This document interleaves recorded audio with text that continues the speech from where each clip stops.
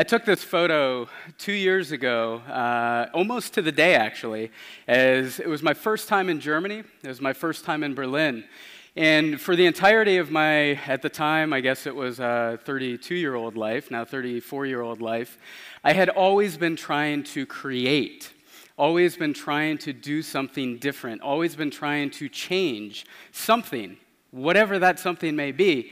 And so I've used this as an image, no matter the presentation or the talk that I've given, whether it's in a boardroom, or whether it's in a community, or whether it's here on stage in Frankfurt at a TEDx event. Because I think it's a deep-rooted reminder for me to continue to progress and to continue to try to change something. But if you will take a journey with me, I'll tell you why. It all started when I was a little kid, about yay big. I lived in Miami, and I was selling mangoes on the street corner with my best friend at the time named Manny. You can't make that up. But I learned a very, very important lesson that day when Manny took off running when a police officer came to purchase a mango. And I said, why? Why is Manny running? What is happening? Well, apparently Manny was stealing all the mangoes from people's backyards, and I didn't know this. Well, Manny didn't know any better. He didn't have any sort of inclination that stealing mangoes from people's backyards was wrong. And I stood there terrified, absolutely terrified, because my dad had always said, make sure anybody that you do business with, whether it's Manny or anybody else that you hang around with, you're doing something good. And there he goes, running, because there was a cop that showed up. So that was a very, very, very memorable moment in my life, and it was my first big lesson in business of picking the right partner. But it's something that comes back to me because of the moment. I've been involved in a lot of different things, including that mango stand. I've had a fortunate journey to be involved in things from a crowdfunding festival, which I'll talk about, that has brought together 320,000 people in a city like Jacksonville, Florida this past year. Also the mango stand, a cat bed and breakfast that somehow was sold to somebody else. So a variety of different experiences. But the key thing that I look back upon now and that I want to share with you today is that in order for us to behave by our own human nature, you first must understand the moments that the people around you are going through in order to create momentum that will then turn that into the best opportunity for success. So take this journey with me. I live in Jacksonville, Florida. This is probably a terrible picture for me to show of the city that I live in, but it's the heart, it's the epicenter, it's the downtown core, and it still looks like this. I took this picture a few years ago when I had a challenge in my life of saying, oh my goodness, what am I doing here? I had an opportunity to move to Silicon Valley, had an opportunity to move to Boston, I had an opportunity to move to New York, but I was here, and I kept getting told by people, guess what? If you want to do anything great, you have to leave. That sucks. Like, that's just really demoralizing. When you're trying to put your idea out there, which is already hard, it's already scary to tell somebody an idea, and then they say, guess what? You have to leave the city that you live in if you're ever going to do anything great. And I'm like, wait a second here. Why? Why do I have to move? Why am I the problem? Why is it me? That doesn't make any sense. I don't understand. And if you couple this with this positive veneer that we have in social media today, and I'll explain what that means, but how many of you post negative things online? Not many. Why? Because there's facts that show you the more authoritative that you seem, I'm an expert speaker, I'm a guru, I'm a wizard, I'm the best person in the world to tell you about what I'm about to tell you about. Well, more people follow you. And as human nature, we want that to happen. We want acceptance. We want people to say, yes, I like what you're doing, whether they mean it or not. That's what we want. And the digital age has made that even more of a transformative process in our culture, and it happens more and more rapidly each day. Well, guess what else data shows you? And yeah, this is a graph with not a lot of numbers. It's a TED Talk. We should do that, right? But negative remarks, if you have more of those, you have less followers. And this is proven data. You can go out there and search for it. The less that you talk about negative things, the more people follow you. That's how it works. And so there's this coupling of this social media veneer, and I'm living in the city in Jacksonville, and people are telling me that I have to leave, and everything that I see somewhere else is great. Well, because that's all that we post. That was a tough time in life. So I said, okay, how do we change this? And fortunately, I had some great friends around me, and they said, we want to stay here too. We want to be able to do something different in our own community and not have to leave, not have to go somewhere else. We want to do something about this. So how do we change it? Well, every city has the same components, right? They all have different unorganized infrastructure. Some infrastructure is more organized than others. Some have groups that bring things together. There are meetups, there are co-working spaces, there's the government sector, there's the private sector, there's events like this that bring people together for thought. But in reality, most of that is very unorganized. It doesn't have a single purpose to coexist. It's funded in different ways. People are earning their revenue in different ways. People have different passions about what they're working on. So the city I lived in, completely unorganized infrastructure. And the hard part, we're here sharing ideas, but the real hard part is taking an idea, moving it one step forward into action. If you can get over that piece of the puzzle, then you're going to find bountiful resources to be able to create something. And how many of us have ideas? Everybody has an idea. Whether or not we tell people about that, well, that's up to us, right? But everybody has an idea. So if you can get those connected to the resources that they need, they start to move forward. And that was our goal. We started ourselves as a crowdfunding festival, and we said, hey, well, we should probably kick off with a crowdfunding campaign if we're going to be a crowdfunding festival to help serve other people. And I remember, and I go back to this as a moment that was a very specific moment in my life. I'm flying across the country to go give a talk in San Diego, flying across from Jacksonville, and I have a tablet. I'm connected to Wi-Fi, and I hit a button to launch our crowdfunding campaign. That was amazing. You talk about the technology that we have, and we take so many things for granted. We fly places and we say, this Wi-Fi is so slow. Well, yeah, you're on a plane 40,000 feet in the air, traveling across a country, and you're connected to the internet. Let's have that be an amazing moment for a second. So I'll always remember that.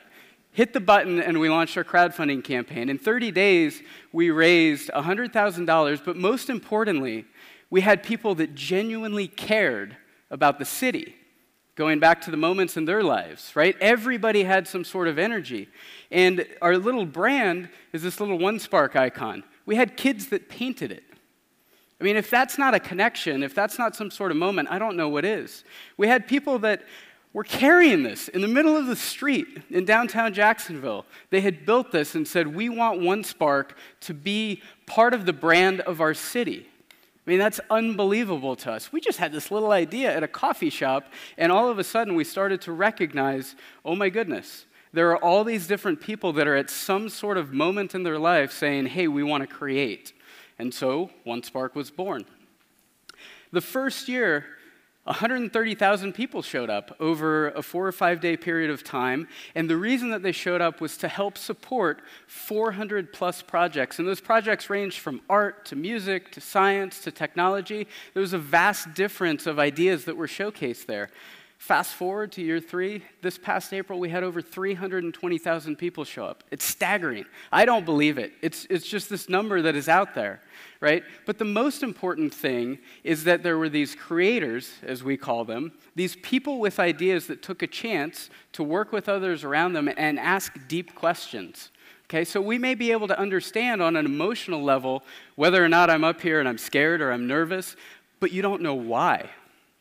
And so for us in a digital age, you have to break through that veneer that's out there that people put on, and you have to go beyond and ask, okay, what is happening in your life?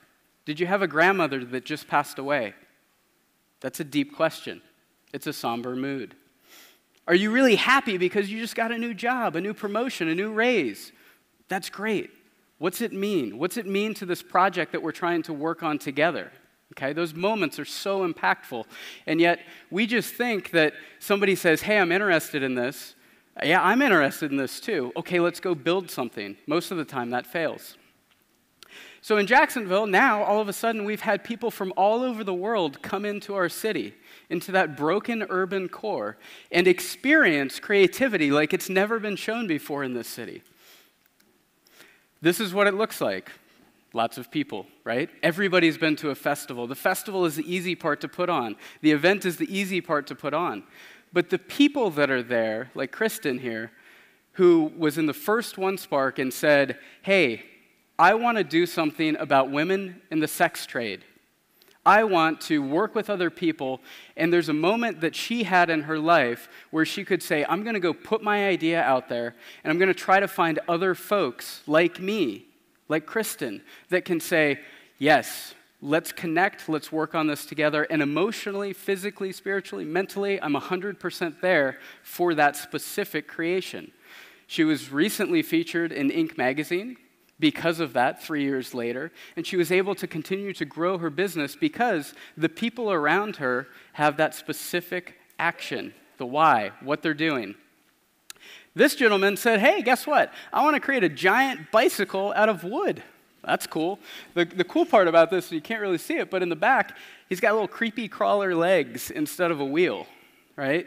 And he wanted to build an invention to showcase it to the world because that was his form of creativity. He didn't need anybody else for that. That was his particular moment. This person is working on disrupting neuroscience. That sounds really smart, and it is. I don't even know what it means, right?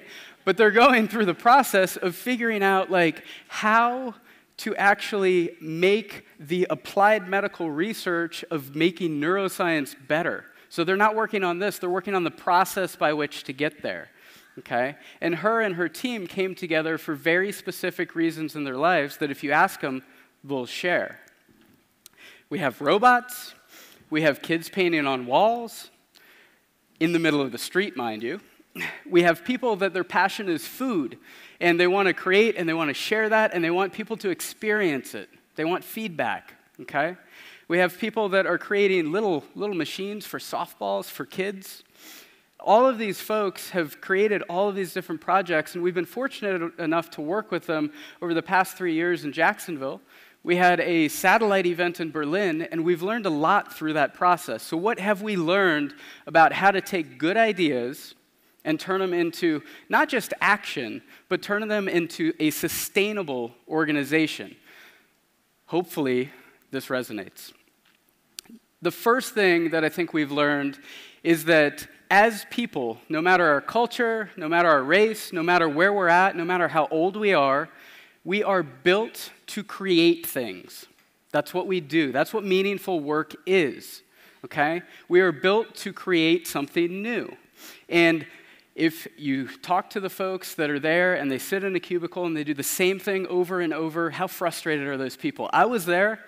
I left the corporate world because it was frustrating. It was really hard to do the same thing over and over and not create. Now, the other key takeaway from this whole human nature trumping everything when it comes to creation is the fact that we really have to say, okay, what about this strategy, these strategies, this data, all these different things are there? Well, remember, that moment of connection is the best way for you to create a team that is going to be a sustainable organization because over time, that data, that strategy, those different things that are going on, ultimately what's going to keep that team together or not is what's happening in their life, right? Is it enough money? Do they need more? Why do they need more? Do they need to move because somebody in their family has cancer and they need to be closer to them, right? So human nature is above everything when it comes to creating a sustainable organization. The second thing that we learned and that I spoke about before is that veneer of social media, that positivity that's out there, that, hey, happy face, right? We all post all these happy things all the time. I did it earlier. I was like, this is a beautiful venue because I want everybody to know how fantastic it is. I do believe that. It is a beautiful venue. But you post those positive things. That's just our nature, okay? The downside of that is everything that we see, and as the generations go further and further and further, and they only see things that are positive, there's all of a sudden this burden that is put upon us to say, oh my goodness, can I deliver a great TED Talk? Right? I went and looked at all these different TED Talks, and I'm sitting there like, man, these people are amazing, right? It's the best thing that they do, and they practice, and they do all these different things. So there's this veneer that we have to understand that that's the highlight reel of our life. It's social media. So the hardest part, and I'm telling you this based on experience, is getting an idea from the point that it's in your head, stepping over here, and putting it into action. If you can do that with a team of people that are at the right moment in their life for at least a period of time, that's your greatest chance at creating a successful organization. So, in summary, you must understand the moments specifically and ask questions like why? Why not? When? Who? What's happening in your life? Ask it 3 or 4 times to a same person, and I bet you the 4th time, you get a different answer than you do the first time. I mean, how many of us walk around in here at networking events and say, hey, how you doing? I'm doing good. Ask them again, how are you really doing? They're either going to say, I'm doing good, or get really uncomfortable. One of those 2 things happens. The 3rd time you ask them, hey, how are you doing? I really want to know. Then they go, why? Why do you want to know? What do you want to know about me? Ask them again. I really just want to know how you're doing. You may get a different answer. And if you can understand those components, then you have a better chance at creating something that's sustainable because you have momentum from multiple people. So when I think back to that mango stand, when I was a little kid with Manny and he took off running, the reason that I think I've used that, and I've never shared this before, is because it was such a specific moment where I said, man, like we were on totally different levels. Like, I went out to this mango stand because my dad told me when I was pulling my little red wagon that had a bunch of wires in it, and I told him, hey, I want to build a rocket ship. He said, you know, maybe you should focus on something that you can accomplish a little bit sooner. And so I went and did this mango stand. But I didn't know that Manny needed money in his family much more than I did. And I grew up not in a wealthy home. But he grew up in a point that he had to go and steal mangoes because that was the way that they were going to survive. Had I understood that, I don't know that I would have comprehended it, being 6 or 7 years old, but had I understood that, I think the approach would have been different. So, the key takeaway here is if you understand the moments in people's lives, you'll be able to have a much better chance at success. And those moments trump the idea, they trump the market validation, they trump the timing, they trump the valuation of a startup, because at the end of the day, people invest in people. We always have, and we always will. Thank you.